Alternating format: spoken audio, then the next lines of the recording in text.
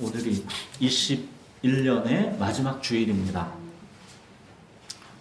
올 한 해의 마지막 주일 말씀은 새 포도주는 새 부대에 넣어야 한다는 예수님의 말씀을 함께 살펴보겠습니다.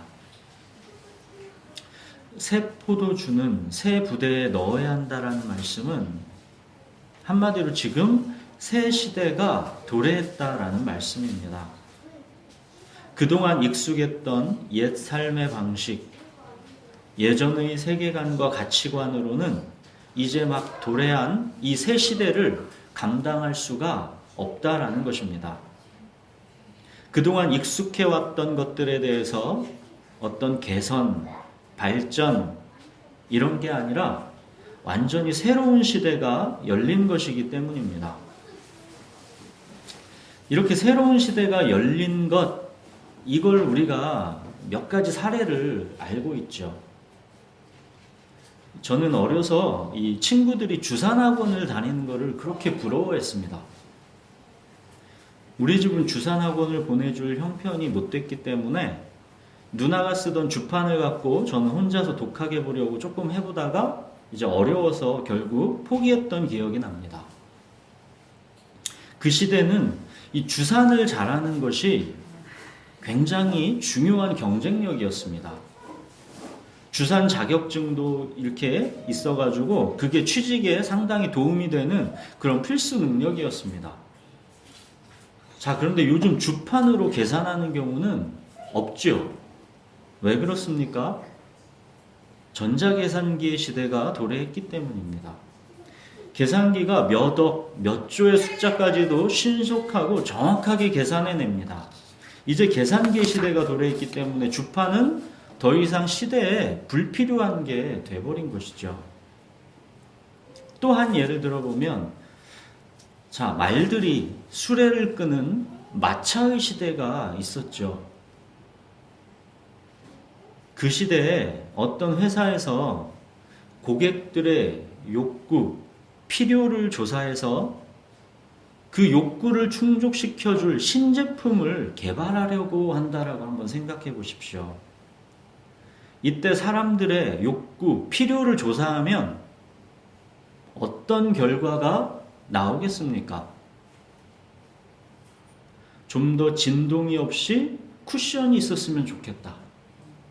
좀 더 여러 명이 탈 수 있는 큰 거였으면 좋겠다. 이왕이면 좀 더 빨랐으면 좋겠다. 이런 결과들이었겠죠.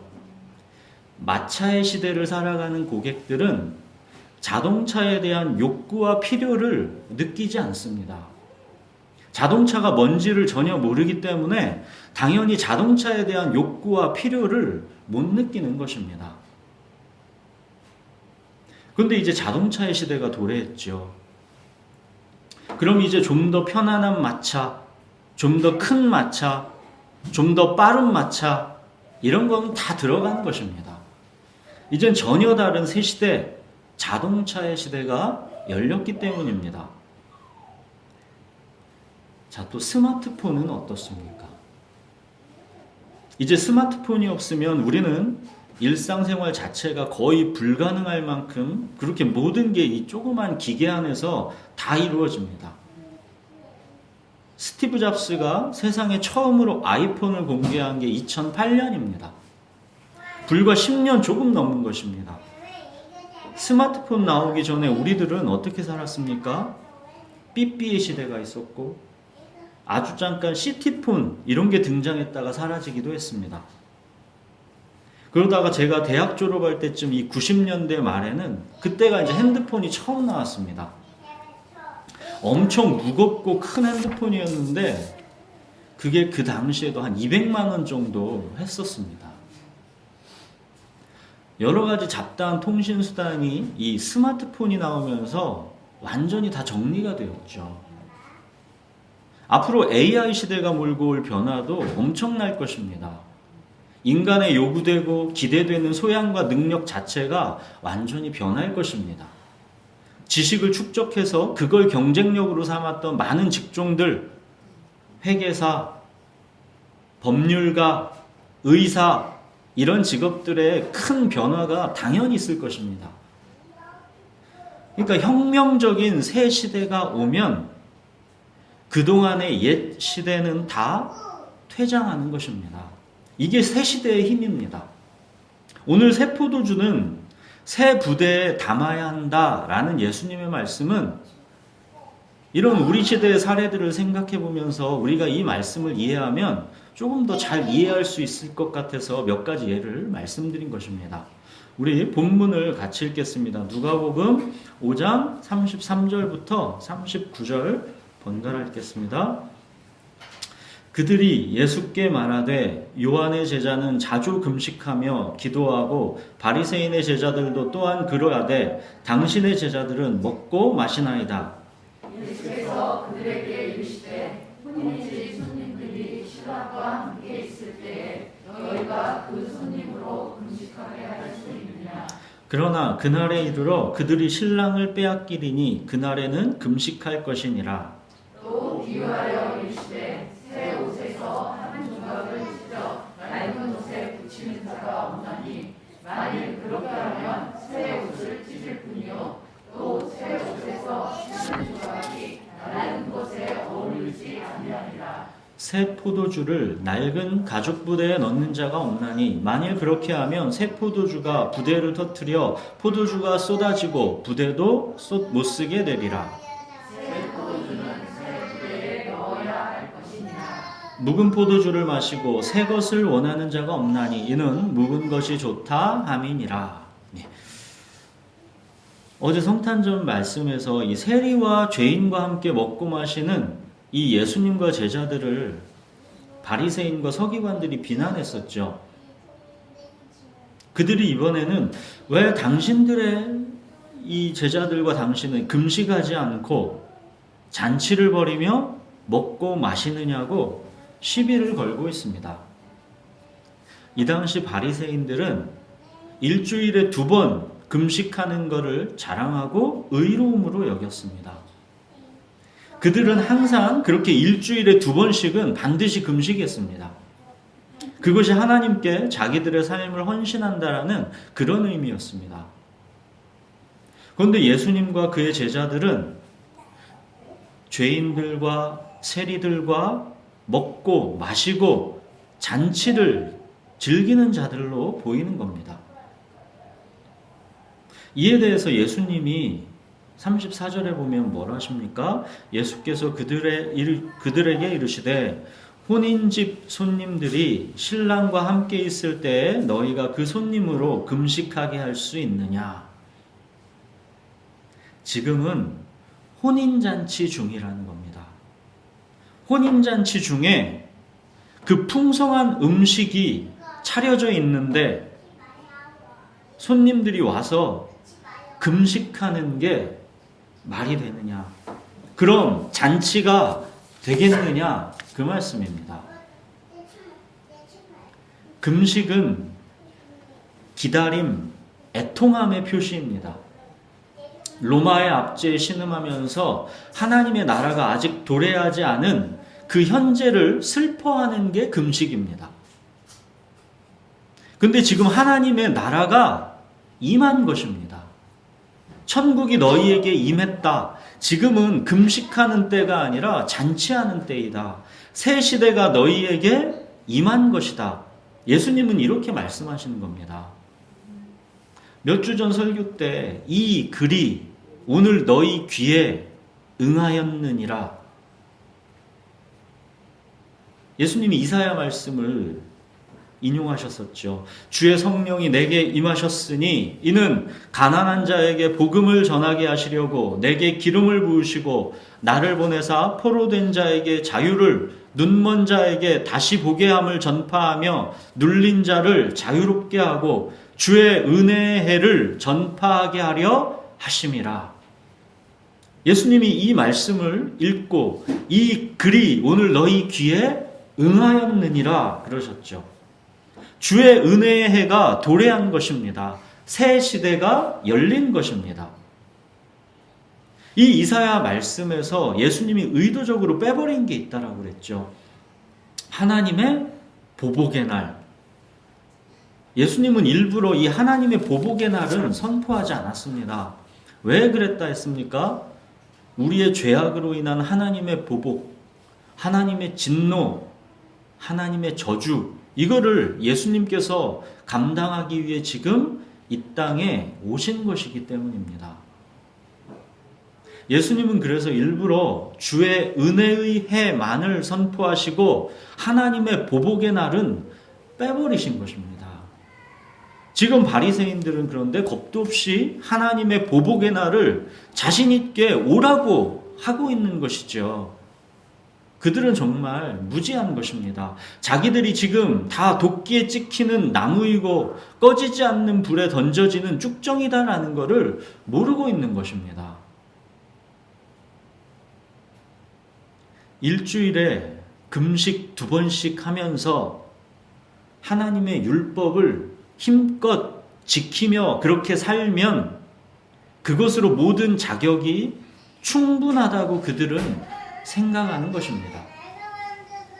일주일에 2번씩 하는 그런 금식, 그런 게 하나님의 보복의 날에서 자기들은 제외시켜 줄 것이다 라고 그들은 생각하는 것입니다. 그들의 사고방식 속에서는 하나님의 보복의 날을 피하고 은혜의 해를 얻어내기 위해서는 일주일에 2번씩 금식하는 정성과 헌신을 보여야 한다라고 생각하는 것입니다. 근데 지금 예수님과 제자들은 금식하기는커녕 잔치를 즐기고 있는 것입니다. 그러니 그들 눈에는 얼마나 못마땅하겠습니까? 예수님은 주의 은혜의 해가 지금 너희에게 도래했다라는 것입니다. 이 글이 오늘 너희 귀에 응하였느니라. 이미 하나님의 나라 천국이 너희에게 임했다라는 것입니다. 포로된 자에게 자유를, 눈먼 자에게 다시 보게 함을, 눌린 자를 자유롭게 하는 그 주의 은혜의 해가 지금 너희에게 임했다라는 것입니다. 지금은 당연히 금식의 날이 아니라 혼인잔치 날이라는 것입니다. 잔칫날에는 실컷 배부르게 먹는 게 당연하다는 것입니다. 하나님 나라가 임한다라는 것은 바로 이런 것이라는 겁니다. 근데 35절 보시면 예수님이 그러시죠. 그러나 그 날에 이르러 그들이 신랑을 빼앗기리니 그날에는 금식할 것이다.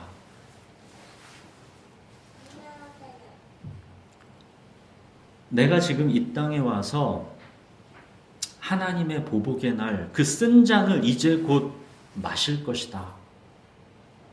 그때 잠시 그들이 신랑을 빼앗기는 날이 올 것이다. 그날에 금식할 것이다. 이것은 예수님의 십자가 죽음을 암시하는 말씀입니다. 예수님은 이어서 새 시대가 도래했음을 이제 비유로 계속 말씀하십니다. 멀쩡한 새 옷을 잘라내서 낡은 작업복에다가 대고 깁는 사람이 없는 법이다. 그게 어울리기나 하겠느냐?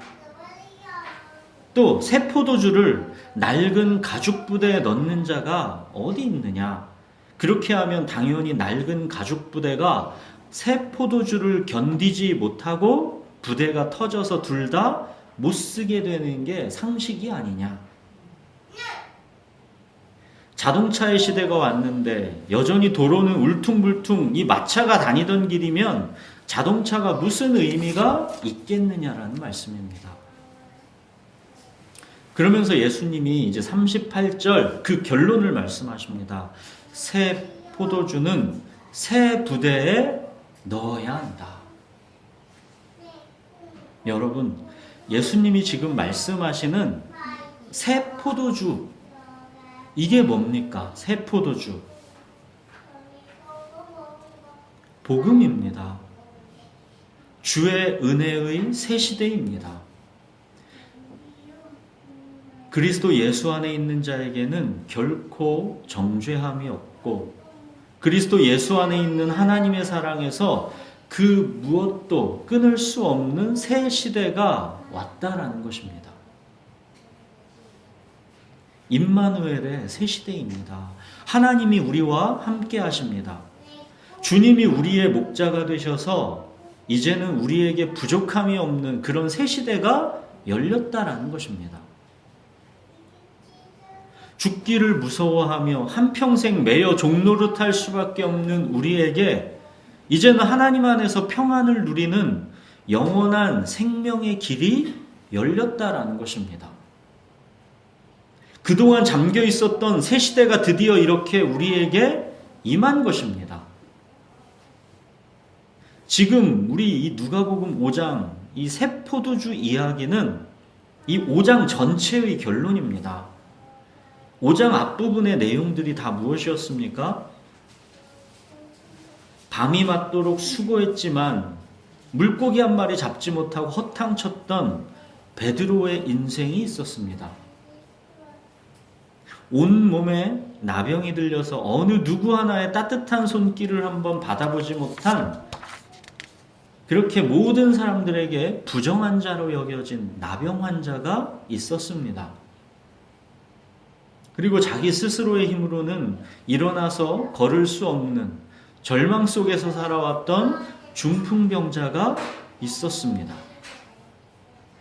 또 어제 이 육체의 편안함과 만족을 위해 세리라는 직업을 갖고 살아온 이 공허하고 무의미한 삶을 살아왔던 이 세리 마태의 인생이 있었습니다.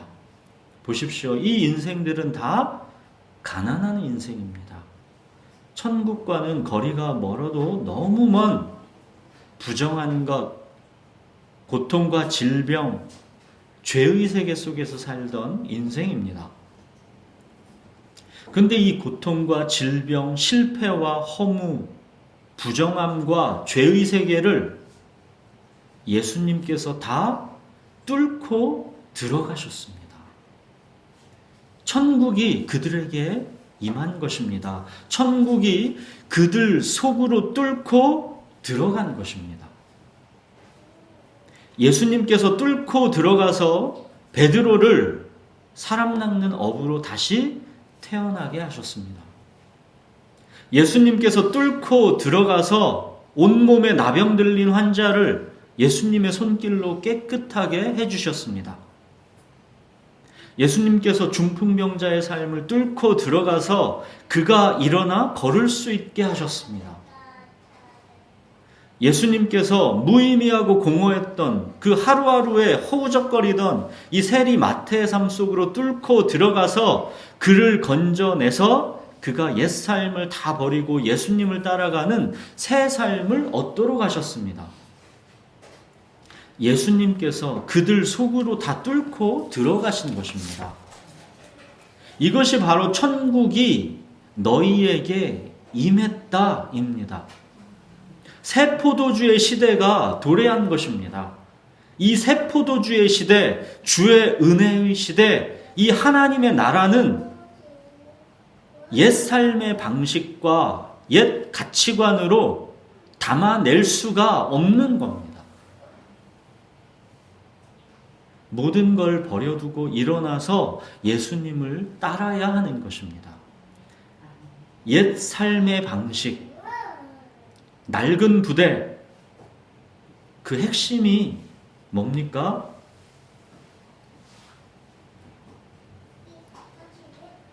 자기가 주인된 삶, 이게 낡은 부대입니다. 자기가 주인된 삶의 방식으로 그런 낡은 부대로는 새 포도주의 시대를 감당할 수가 없다는 것입니다. 그렇게 되면 새 포도주도 버리고 낡은 부대도 버린다라는 것입니다.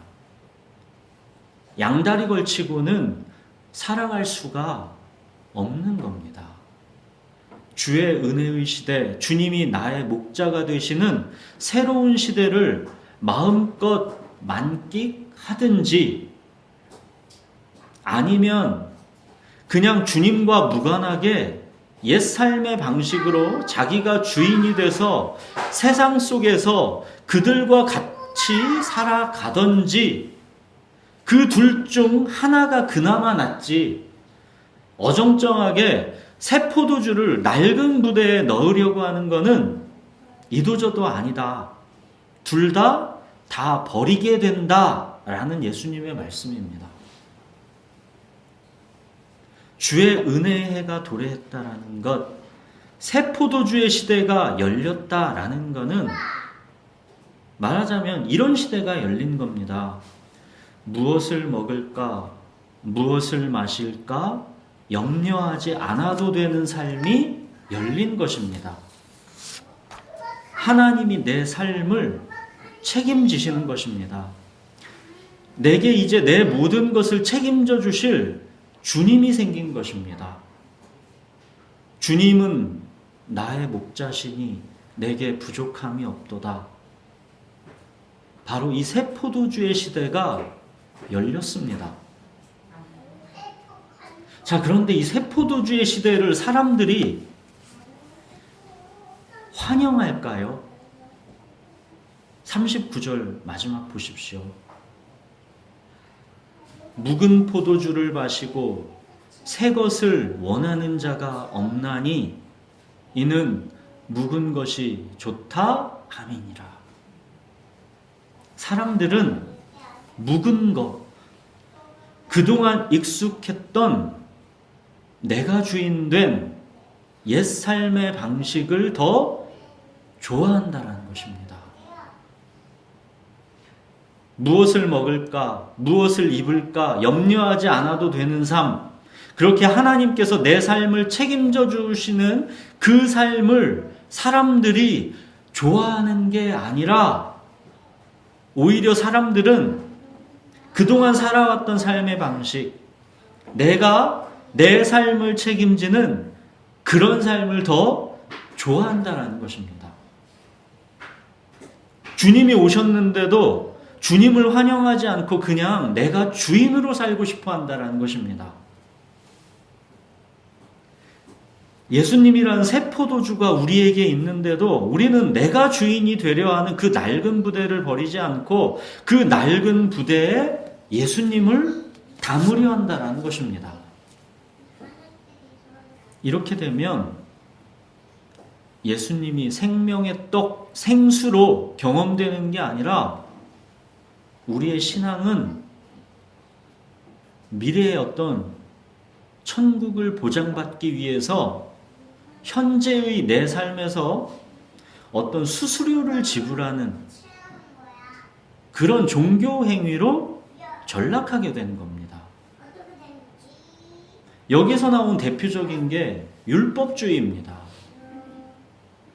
오늘 바리새인들처럼 일주일에 2번씩 금식하며 자기 의의를 자랑하는 그런 율법주의로 가게 되는 것입니다. 여러분, 잔치하고 먹고 마시는 흥겨움이 좋아 보입니까? 아니면 일주일에 2번씩 금식하는 그런 금욕의 삶이 좋아 보입니까? 당연히 잔치를 즐기는 게 좋아 보이죠. 자, 그러면 무엇을 먹고 마실까 염려하지 않고 주님께 다 내어 맡기는 삶, 모든 걸 버려두고 예수님을 따라가는 삶, 주님이 나의 목자가 되셔서 아무 부족함이 없이 되는 삶, 이 삶을 진정 원하십니까? 아니면 여전히 내가 주인이 돼서 내 삶을 내가 관리하고 내가 저축하고 내가 안전을 보장하는 그런 삶을 솔직히 더 편안하다고 생각하고 원하십니까? 우리는 아까 그랬죠. 새 시대를 경험해보지 않으면, 자동차 시대 경험해보지 않으면 마차의 시대에서는 자동차에 대한 욕구를 모릅니다. 새 시대를 경험해 본 적이 없어서 이 새 시대에 대한 욕망과 필요를 우리가 사실 모르는 겁니다. 주님이 목자가 되시는 삶이 뭔지를 경험해 보지 않으면 그 필요와 욕구를 모릅니다. 이거는 예수님께서 우리 속으로 뚫고 들어오셔서 그 욕망과 필요를 일깨워 주셔야 비로소 가능해지는 것입니다. 예수님께서 베드로를 뚫고 들어오셨을 때 어떻게 됐습니까? 베드로는 주여 나는 죄인이로소이다. 나를 떠나소서. 이게 바로 새 시대의 그 욕구와 필요에 눈을 뜨는 순간입니다. 예수님께서 베드로를 뚫고 들어오셨기 때문에 베드로가 이 새 시대에 눈을 뜬 것입니다. 그러면서 이제 모든 걸 버려두고 예수님을 따라가게 되는 것이죠. 세리마태도 마찬가지입니다. 예수님께서 그의 공허하고 무의미했던 그 삶으로 뚫고 들어오셨습니다. 세관의 평상시랑 다름없이 그냥 앉아있던 그를 보시고 나를 따르라, 그렇게 그의 속으로 뚫고 들어가신 것입니다. 그랬더니 그는 모든 걸 버리고 이제 일어나 따르게 된 것입니다. 자기 집에서 큰 잔치를 벌인 것입니다. 이게 새 포도주가 새 부대에 담길 때 일어나는 일입니다. 사랑하는 여러분, 여전히 자기가 주인이기를 고집하는 낡은 부대에 새 포도주를 담으려 하면 잔치는 고사하고 삶이 그냥 무겁기만 하게 됩니다. 은혜의 복음, 이 새 포도주는 예수님이 주인이 되시는 새 부대에 담겨야 합니다. 새 포도주가 낡은 부대에 담기면 그건 둘 중 하나입니다. 율법주의를 만들어내던가. 율법주의의 반대편에는 뭐가 있을 것 같습니까? 값싼 은혜주의가 그 반대편에 있습니다. 율법주의를 만들어내던가 값싼 은혜주의를 만들어내던가 둘 중 하나입니다. 율법주의와 값싼 은혜주의, 이 둘은 모양에 있어서는 극과 극이죠. 서로 공통점이 전혀 없어 보이죠. 근데 이들은 딱 하나 공통점이 있습니다. 둘 다 자기가 주인된 삶을 고집한다는 것입니다. 둘 다 자기가 주인된 삶을 고집하기에 율법주의로 가는 것이고 값싼 은혜주의로 가는 것입니다. 둘 다 낡은 부대라는 공통점이 있습니다. 사랑하는 여러분, 오늘은 2021년 마지막 주일입니다. 낡은 부대는 올해까지만으로 청산하십시오. 자기 주장, 자기 정당성, 자존심, 그런 모든 자기를 부인하십시오. 새 포도주는 새 부대에 담겨야 합니다. 그래야 새 포도주를 온전히 맛보고 누릴 수 있습니다. 자기가 주인된 삶, 이 낡은 부대는 하나님의 은혜, 생명 되신 우리 예수님, 이 새 포도주를 감당하지 못합니다. 주님이 나의 목자시니 내게 부족함이 없도다. 이 새 포도주를 마음껏 맛보고 누리기 위해서는 낡은 부대는 버려져야 합니다. 자기는 부인되어야 합니다. 여러분, 이 땅에서의 우리의 이 그리스도인의 삶은 마치 무리를 걷는 것과 같습니다. 예수님을 바라보고 성령의 이끄심을 의지하지 않으면 물에 빠져 허우적거리게 됩니다. 우리가 예수님을 바라보지 않고 가만히 있으면 그냥 적당히 똑같이 살 수 있을 것 같다 이렇게 생각을 하지만 그게 아닙니다. 무리를 걷는 것 같아서 주님을 바라보고 성령의 이끄심을 의지하지 않으면 이 일상 자체가 계속 어둠 속으로 빠지게 되는 것입니다. 우리는 평지를 걷는 게 아니라 마른 땅을 걷는 게 아니라 무리를 걷고 있는 것입니다. 예수님을 바라보지 않으면 적당히 내 힘으로 땅 위를 걷는 그런 일상이 사라지는 게 아니라 주님을 바라보지 않으면 그냥 물에 빠지는 것입니다. 여러분 일상을 매일매일 살아보셔서 알지 않습니까? 주님을 보지 않으면 나도 모르게 그냥 허우적대는 게 우리 일상입니다. 말씀과 기도는 어떤 특별한 삶을 살아내기 위해 필요한 사치품이 아니라 우리의 평범한 일상 자체가 말씀과 기도가 없으면 그냥 날마다 물에 빠져서 허우적거릴 수밖에 없는 겁니다. 말씀과 기도는 일용할 양식입니다. 이 양식이 없으면 그냥 못 살아가는 겁니다. 그냥 물에 빠져 허우적거릴 수밖에 없는 겁니다. 그래서 매 순간 말씀과 기도를 의지하지 않으면 우리는 못 살아갑니다. 다가오는 새해에는 주님께 모든 것 맡기고 의지하는 이 새로운 삶의 방식, 주님이 진정 나의 목자가 되시는 삶의 방식, 자기 주장과 자존심이 이끄는 삶이 아니라 성령이 이끄시는 새로운 삶의 방식, 그 새 부대에 우리 주님의 은혜의 새 포도주를 담으시는 그런 한 해 되시기 바랍니다. 우리 기도하겠습니다.